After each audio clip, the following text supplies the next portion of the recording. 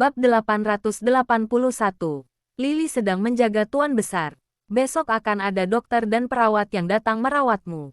Tetapi sebelumnya, kamu harus menyerahkan buktimu dulu. Thomas sangat tegas. Tidak ada toleransi.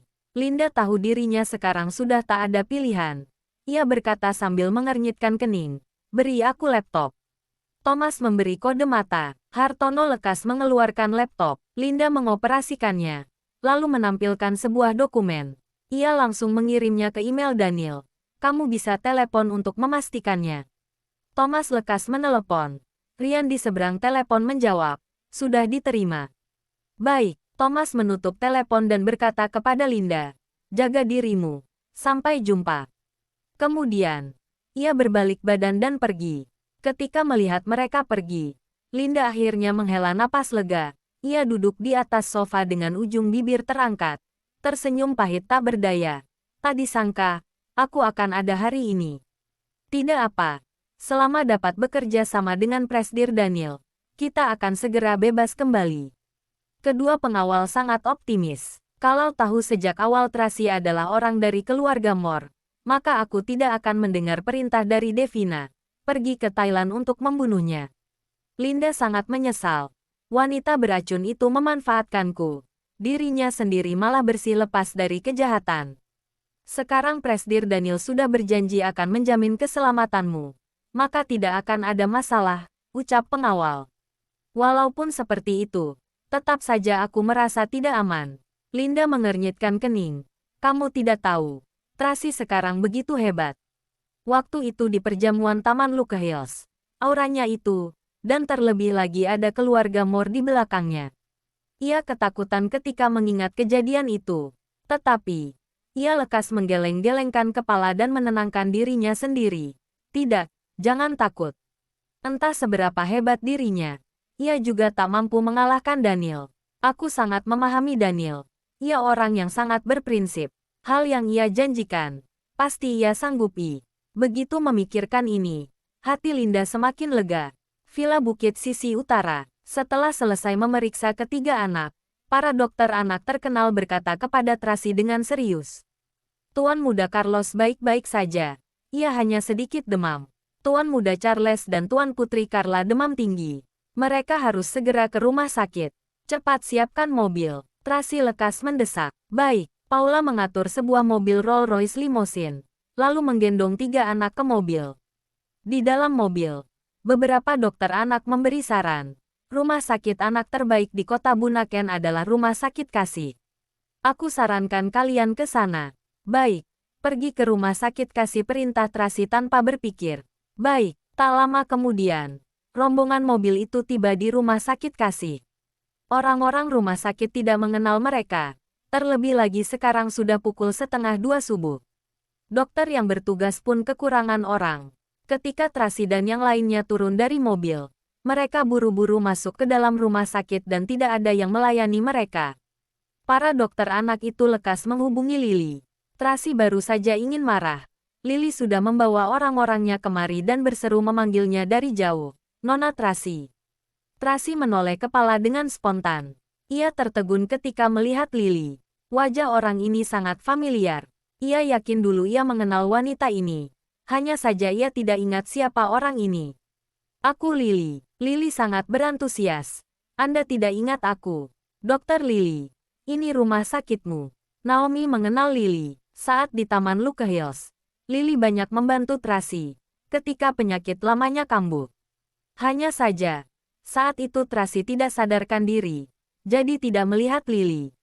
Iya, Lily menganggukkan kepala. Aku menerima telepon dari rumah sakit. Aku menebak pasti kalian yang datang, jadi bergegas kemari. Ada apa ini? Siapa yang sakit? Tuan muda dan Tuan putri kami. Naomi menunjuk tiga anak yang berada di kamar pasien. Lily menoleh. Mau tak mau tercengang. Bukankah ini Tuan muda dan Tuan putri Wollens? Kenapa menjadi milik keluarga Moore? Ibu dan anak sudah saling mengenal. Bab 882. Lily orang yang cerdas. Ia tahu.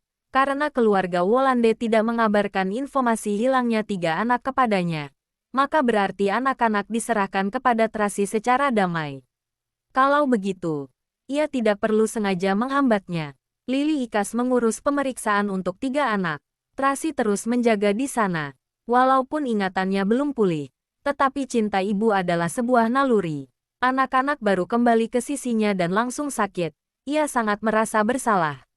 Di saat bersamaan, ia sedang mengintrospeksi diri sendiri. Kenapa tidak lebih awal mengenal anak-anak? Malah membiarkan anak-anak tersiksa kerinduan dan juga membuat anak-anak harus menyelinap untuk menemuinya. Hingga peluang ini dimanfaatkan oleh orang jahat. Nona, jangan merasa bersalah. Anak-anak akan baik-baik saja. Naomi dapat menebak pemikiran Tracy. Ia menghiburnya dengan tenang. Suhu tubuhnya sudah normal. Lily melepaskan maskernya dan berkata kepada Tracy, "Kita pantau lagi 1 malam. Besok pagi jika demamnya tidak tinggi lagi, maka sudah baik-baik saja." Baguslah kalau begitu. Akhirnya Tracy menghela napas lega. Ketika melihat ketiga anaknya tidur nyenyak, ujung bibirnya naik. Ia pun tersenyum. Setelah melalui kejadian itu, akhirnya mereka lelah juga. Lily memandang ketiga anak, juga merasa sangat akrab. Ada aku yang menjaganya. Anda kembalilah istirahat. Malam ini aku akan menemani mereka di sini. Tracy duduk di atas sofa. Kalian keluarlah. Jangan mengganggu anak. Baiklah. Tekan tombol bel kapanpun Anda membutuhkanku. Lily membuat gestur tangan. Para perawat mundur perlahan. Aku meminta Paula pulang untuk mengambilkan baju ganti untuk Anda. Naomi berbisik kepadanya. Tracy menganggukkan kepala. Lalu Naomi juga keluar. Di kamar itu, hanya tersisa ibu dan 3 anak, serta Rosie. Rosie tidak sakit, tetapi ia terus menemani 3 anak. Sebelumnya saat anak-anak sedang dirawat, ia terus melihat dari samping. Ketika Carla mual dan muntah, ia mengepakkan sayapnya dengan cemas. Ketika Charles mengigau, ia menggunakan kepala kecil berbulunya menggesek-gesek pipi Charles, seolah sedang menenangkannya. Ketika Carlos tidak bisa tidur nyenyak, ia menepuk ringan pundak Carlos dengan menggunakan sayapnya. Sekarang 3 anak sudah tertidur. Rosie terbang ke pundak Tracy, lalu menggunakan kepala kecil berbulunya menggesek-gesek ke pipi Tracy. Ia memanggil dengan suara kecil, "Mami, siapa namamu?" Tracy mengelus sayapnya dengan lembut. "Rosie, Rosie," jawab Rosie dengan suara kecil. Tracy tercengang. Lalu ia tertawa. "Baiklah, pantas saja dulu ketika memberi nama burung elang. Nama ini melintas dalam benakku. Ternyata seluruh memori telah mendarah daging. Apapun yang telah terjadi, tidak akan bisa dihapus. Segala memori itu hanya terkunci sementara, bukan dilupakan sepenuhnya. Mami, Mami." Rosie mengepakkan sayap dan memanggil dengan lembut. "Nenek, Nenek." Ketika mendengar nama ini, Tracy mulai tampak sedih. Matanya sudah basah. Ia tiba-tiba merasa sangat bersalah. Di saat bersamaan juga cemas. Ketika anak-anak bangun nanti, apakah mereka juga seperti Rosie? Menanyakan nenek di mana? Bagaimana ia harus menjawab nanti? Mami telah kehilangan nenek. Nenek tidak akan pernah kembali lagi. Hati Tracy seperti disayat pisau ketika mengingat hal ini. "Mami, jangan menangis." Rosie menggunakan kepala kecilnya menggosok dagu Tracy, seolah sedang menenangkannya. Walaupun ia hanya seekor binatang, tetapi ia sangat pengertian. Ia memahami kesedihan dan kebahagiaan manusia. Tracy menarik napas dalam-dalam, mengendalikan suasana hatinya, lalu menepuk Rosie dengan ringan. Kemudian memandang 3 anak dan membuat keputusan diam-diam di dalam hatinya. Entah apapun resikonya, ia ingin anak-anak berada di sisinya untuk selamanya. Tidak akan pernah berpisah dengan mereka lagi. Bab 883. Setelah Lily meninggalkan kamar pasien, ia diam-diam menelepon Ryan memberitahu situasi di rumah sakit kepadanya. Saat Ryan mendengar 3 anak sakit, ia bergegas ke ruang kerja untuk melaporkan hal ini. Kebetulan Daniel sedang sibuk mengurusi masalah perusahaan. Ketika mendengar kabar ini, ia langsung menghentikan aktivitasnya. Kenapa bisa sakit? Jangan-jangan terluka. Bukan. Ryan menggelengkan kepala. Lily bilang, 3 anak tidak terluka. Hanya demam tinggi belum turun. Seharusnya karena guncangan yang keras. Siapkan mobil. Pergi ke rumah sakit. Daniel lekas mengambil jasnya dan berlari keluar.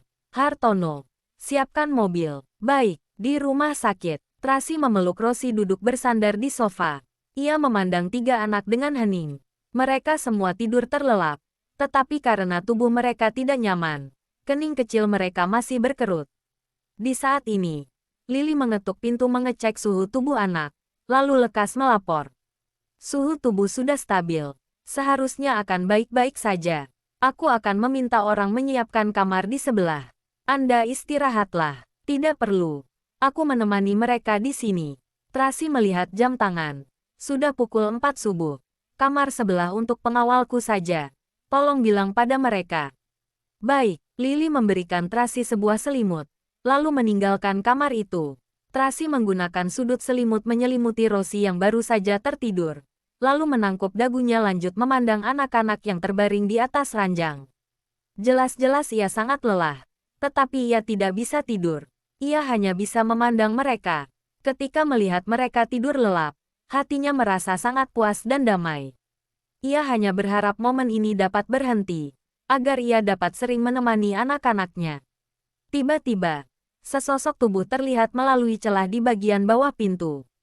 Tracy menoleh kepala dengan cepat, mengambil pistolnya, berdiri dan bersembunyi di belakang pintu tanpa bersuara. Pintu kamar pelan-pelan dibuka, sesosok tubuh tinggi dan ramping berjalan masuk. Tracy lekas menodong pistol itu ke arahnya. Tetapi orang itu merebut pistolnya secepat kilat, kemudian menahan leher dan mengarahkan pistol ke keningnya. Gerakan ini dilakukan dalam 1 detik, secepat kilat. Lalu, ketika kedua orang ini saling melihat wajah satu sama lain, mereka mau tak mau tercengang. Siapa? Lancang. Dari luar, 8 pengawal wanita keluarga Moore dan 8 pengawal laki-laki keluarga Wollens mengeluarkan pistol saling menodong satu sama lain. Situasi tegang dan saling berkonfrontasi. Seorang perawat yang berjalan di antara kedua pihak, mengangkat tangan dengan tubuh gemetar. Ia menangis ketakutan dengan panik. Ampun, ampun. Daniel melepaskan Tracy, menggunakan satu jarinya mengembalikan pistol padanya, lalu memberi perintah kepada orang di luar. Salah paham, orang sendiri.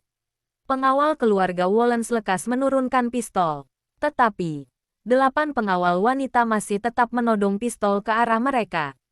Turunkan senjata, gumam Tracy. Kemudian, 8 pengawal wanita baru menurunkan pistol dan menyingkir ke samping. 2 sisi di koridor itu. Satu sisi berdiri 8 pengawal laki-laki. Satu sisi lain berdiri 8 pengawal wanita. Mereka saling memelototi satu sama lain dengan benci, seolah kapanpun siap berkelahi. Perawat wanita itu ketakutan hingga kedua kakinya tak berhenti gemetar, lalu lekas melarikan diri. Daniel menutup pintu. Untuk apa kamu kemari? Tracy memelototinya dengan dingin. Melihat anak-anak, Daniel berjalan ke tepi ranjang dengan pelan, lalu meraba kening 3 anak. Ia menghela napas lega ketika mengetahui anak-anak sudah tidak demam tinggi. Selesai lihat, boleh pergi, ucap Tracy dengan dingin. Daniel mengabaikannya, melepaskan jas dan berjalan ke sofa. Ketika ia hendak duduk, ia hampir saja menduduki tubuh Rosie. Hei, Tracy, bergegas maju. Tetapi karena kakinya terpeleset, badannya jatuh ke dalam pelukan Daniel.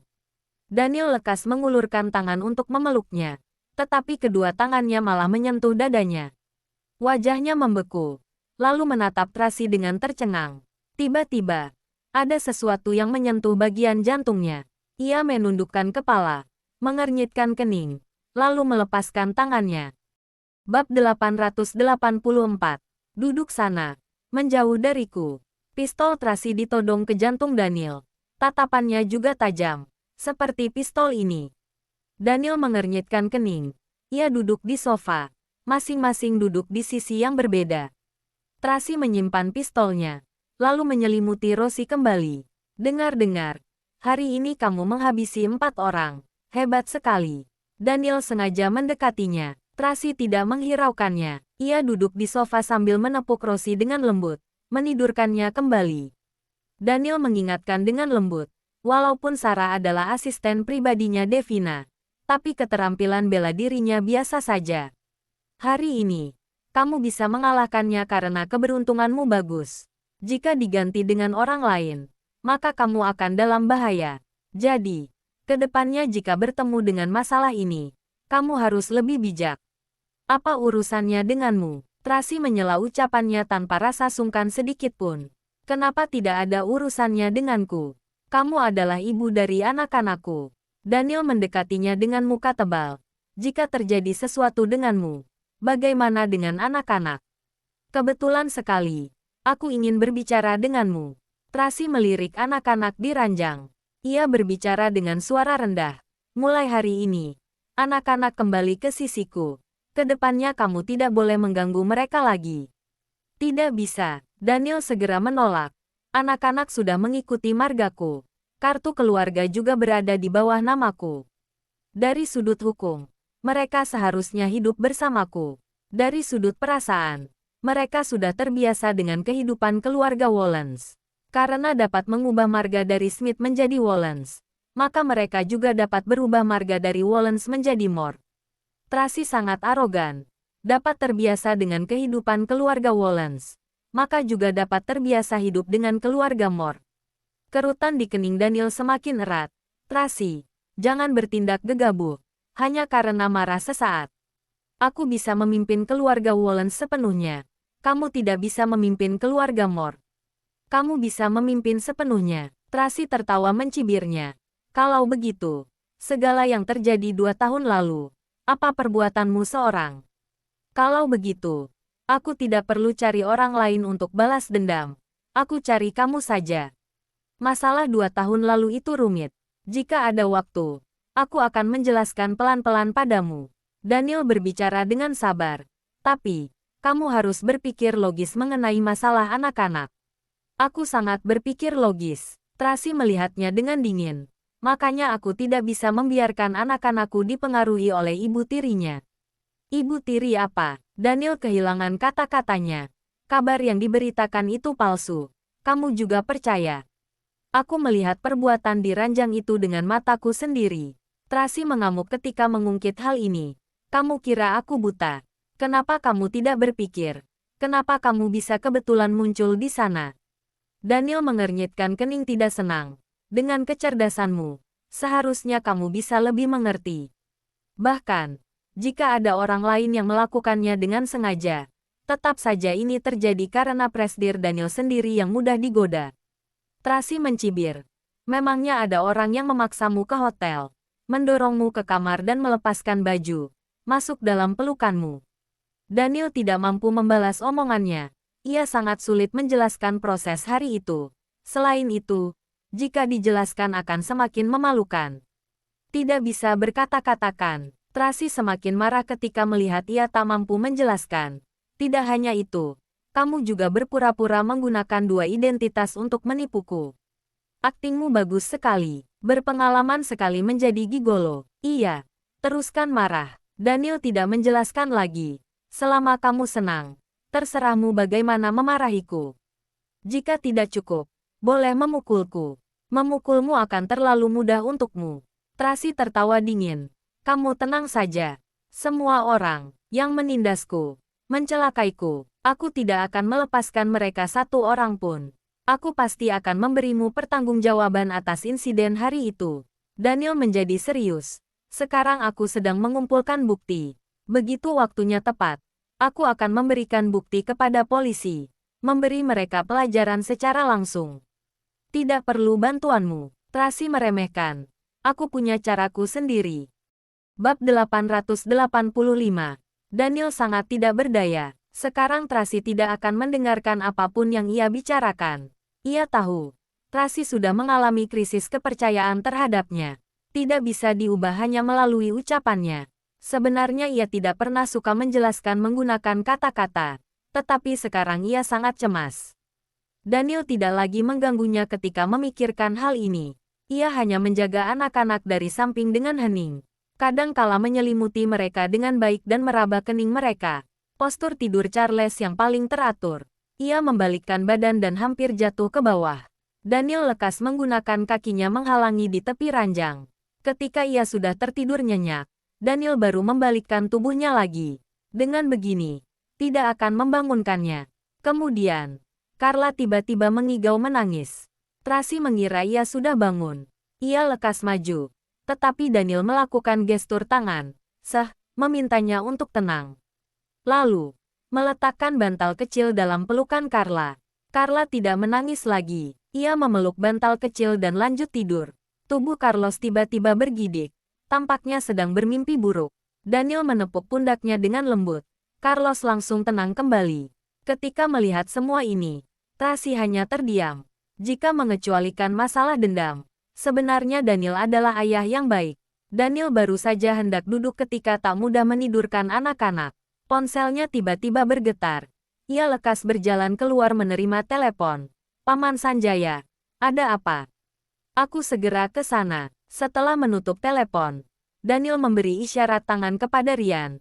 Lalu ia kembali ke kamar dan berkata kepada Tracy, mereka sekarang sudah tidur nyenyak, tidak akan bangun sampai pagi. Kamu istirahatlah dengan tenang. Tracy sedingin es, sama sekali tidak menghiraukannya. Aku pergi dulu. Daniel mengernyitkan kening, berbalik badan dan pergi. Ketika mendengar suara pintu ditutup, Tracy baru menoleh kepala melihat pintu yang ditutup rapat. Ketika mendengar langkah kaki di luar, ia tahu Daniel sudah membawa orangnya pergi. Ia melihat anak-anak di ranjang dan mulai merenung. Setelah beberapa saat, tatapannya kembali tegang. Ia menelepon. Panggil pengacara Joey kemari. Baik, Daniel pergi meninggalkan rumah sakit. Lily mengantarkan mereka ke bawah. Lalu melaporkan kondisi anak-anak dengan rinci. Serta tak lupa menambahkan, Anda jangan cemas. Dilihat dari keadaan sekarang, demam anak-anak pasti turun pada pagi hari nanti. Dia tidak punya dokter anak terpercaya. Seharusnya akan memintamu menjaga anak-anak. Kamu jaga mereka dengan baik. Kabari aku kapanpun, perintah Daniel. Baik, Lily menganggukkan kepala. Daniel naik mobil. Tidak pulang ke rumah, melainkan memerintah Hartono pergi ke rumah sakit Prima. Baik, mobil melaju menuju rumah sakit Prima. Rian bertanya dengan cemas. Tuan Daniel, apakah terjadi sesuatu dengan Tuan Besar? Ia sudah sadarkan diri. Ekspresi suram Daniel selama beberapa hari ini akhirnya telah membaik sedikit. Tuan Besar sudah sadarkan diri. Bagus sekali. Rian ikut senang. Beberapa hari ini harus lebih waspada. Jangan sampai Devina punya kesempatan, perintah Daniel. Baik, Anda tenang saja. Thomas menganggukkan kepala. Sekarang Tuan Muda dan Tuan Putri sedang bersama Nona Tracy. Orang yang bisa kita gunakan lebih banyak. Aku sudah memindahkan pengawal di rumah ke rumah sakit. Ya, Daniel mendesah. Berarti dia membawa anak-anak pergi untuk sementara adalah hal baik. Saya hanya khawatir. Ia langsung membawa anak-anak ke negara Emron. Lalu kita sulit melacak anak-anak, ceplos Thomas. Rian memelototinya dengan kasar. Bagaimana mungkin? Nona Tracy bukan orang seperti itu. Mungkin ia bisa melakukannya. Daniel mengernyitkan kening. Tapi, dia tidak akan melakukan itu. Aku rasa Lorenzo Moore mungkin tidak akan mentolerir 3 anak ini. Kalau begitu, bukankah lebih bahaya jika anak-anak bersama dengan Nona Tracy? Tanya Rian dengan cemas. Untuk saat ini belum. Daniel melihat waktu. Tapi, lebih baik secepatnya menjemput anak-anak kembali.